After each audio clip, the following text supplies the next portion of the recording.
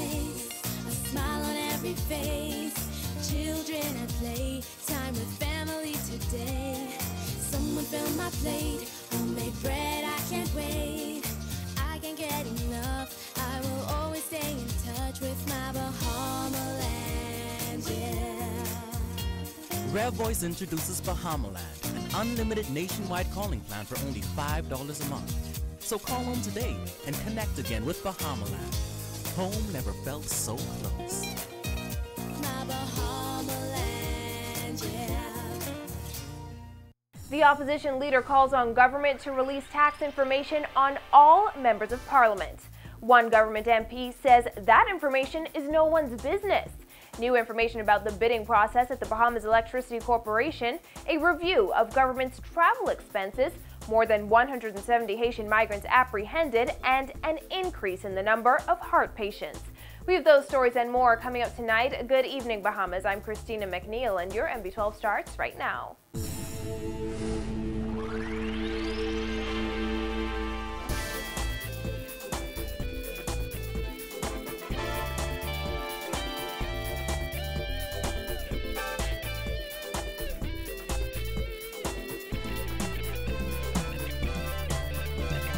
Thanks again for joining us. The two men charged with the attempted murder of a policeman while trying to rob him last year were unanimously found guilty today. Maurice Ambrister and XL Josie were on trial for the April 10, 2013 attempted murder of Superintendent Clayton Fernander during a failed bid to rob him of his gold chain outside his home in Fairview Heights. The incident happened shortly after Fernander arrived home. He was shot to the hand and had to be flown to the United States for further treatment. Ambrister and Josie returned to court on May 16th for the penalty phase of the trial. You can read more about this story in tomorrow's Nassau Guardian. And one day after Labor Minister Shane Gibson vowed to expose tax dodgers within the Free National Movement, opposition leader Dr. Hubert Minnis urged the Christie administration to take it one step further by tabling a list containing the real property tax status of every single member of Parliament and senator.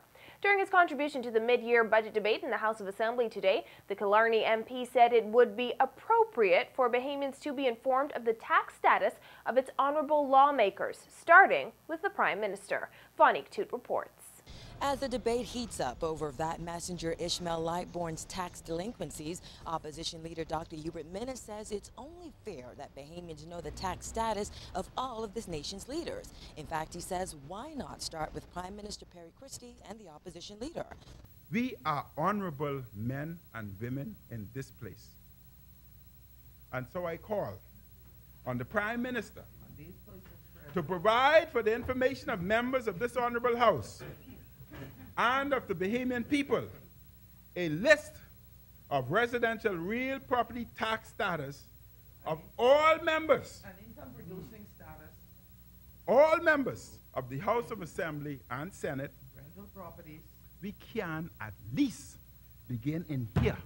The question of government officials' tax status arose after the Nassau Guardian revealed that Ishmael Lightbourne hasn't paid real property taxes in at least a decade.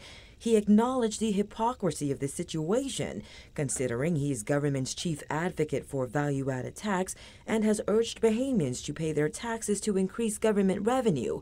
Minnis says it is clear that some people championing the introduction of that in official circles are not what the public expected.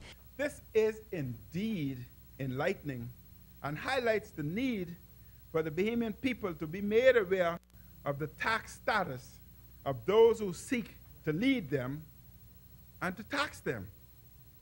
And to tax them still even more. It should not be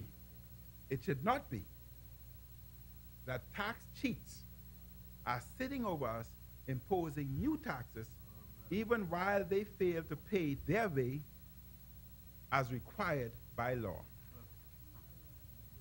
I, for one, Mr. Speaker.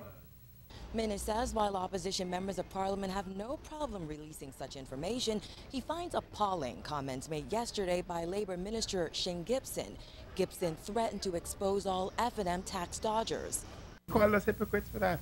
When we are asking individuals to be responsible, he's suggesting and basically supporting that the member did not pay, the individual did not pay because of hardship. My God, the whole Bahamas have hardship. They can't pay the light bill. Unfazed by Gibson's assertion that the F&M is hypocritical for speaking out on this issue, Minnis suggested that if government were to aggressively pursue tax dodgers, it could delay the July 1st introduction of VAT. I submit that it is no exaggeration to presume that if the collection of these taxes is substantially improved, the imposition of this new tax, which is so painfully agonizing to the Bahamian people, would not need to proceed at this time, and perhaps may never need to proceed. Furthermore, he says an enlightened policy on real property tax doesn't have to be a burden on the average homeowner, adding that if properly implemented, real property tax could be a progressive tax.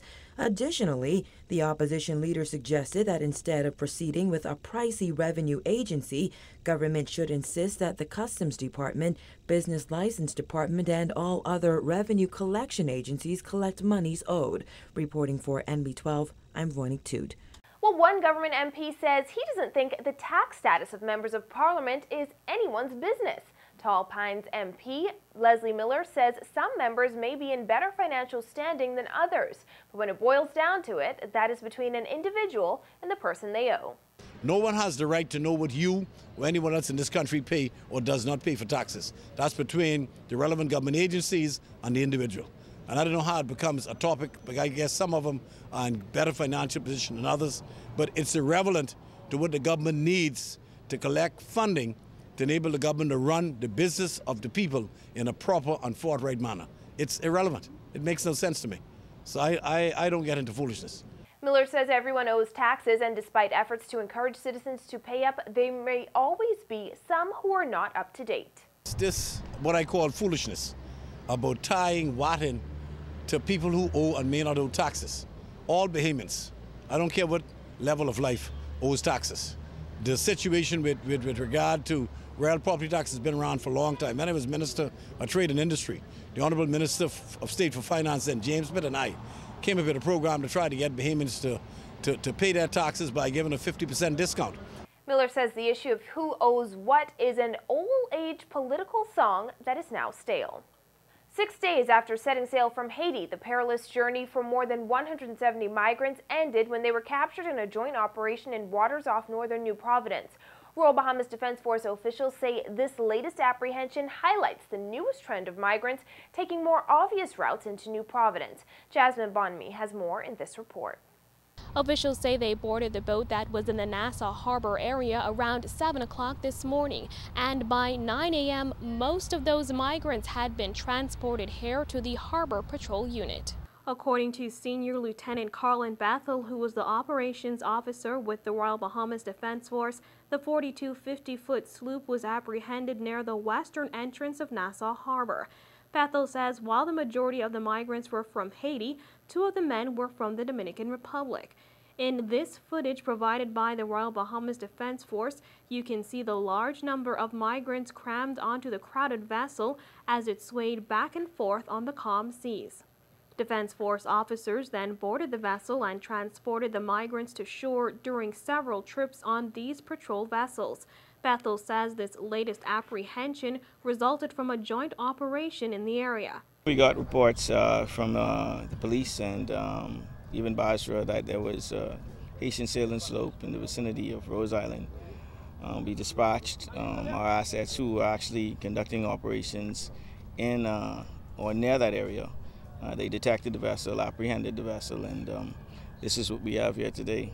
Given the migrants' apprehension so near to the city center, Bethel says it proves that migrants who normally land on the less populated southern tip of the island are choosing a different and more dangerous route.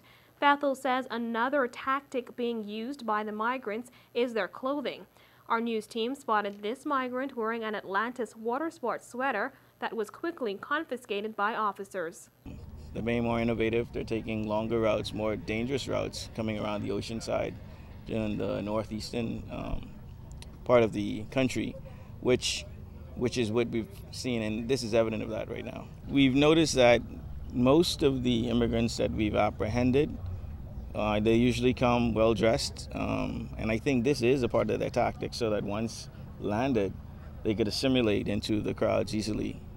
At the Harbor Patrol unit this morning, the migrants were searched by officers who found items like broken glass, toothbrushes, combs, and even condoms. According to those migrants, they departed La Torta, Haiti on Thursday and had run out of food and water by Monday. 27-year-old John Serlin says he decided to leave Haiti for a chance at a better life.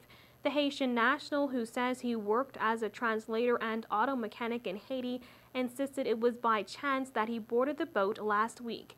I just saw the boat is backpacking, so I talked to a guy and I said, give me a chance in life because I don't have any parents. So he said, okay. He just tell me, get on. Life is very hard, and when you're young, you search, and Haiti don't offer us nothing. So I decided to leave my country and search for a better life. Serlin says he would like to return to school and learn a new trade. Despite his looming repatriation, he says he doesn't plan on making another illegal voyage, but he did make it clear that he doesn't plan on remaining in Haiti. I'm not going to make the trip, but for sure I'm going to leave Haiti somehow because there's no life. Reporting for NB12, I'm Jasmine Bonamy. And one of the men who was shot in a reported shootout off Market Street yesterday morning has died. 2 men were taken to hospital following a shootout at Panza Court around 10 a.m. yesterday after being shot multiple times. One of those victims died shortly before 9 last night. The other was detained in serious condition at last report. Initial police reports indicate that the 2 shooting victims were standing in a group of men in a yard when a gunman walked up to them and opened fire. The gunman reportedly fled on foot, and it is unclear if he acted alone. Police say there is no question that yesterday's shooting is related to several other shootings in the last few days. Coming up, a Bahamian company may be in the running for BEC after all. All options are still open in the government. And a little later, an increase in the number of heart patients. Find out more when NB12 returns.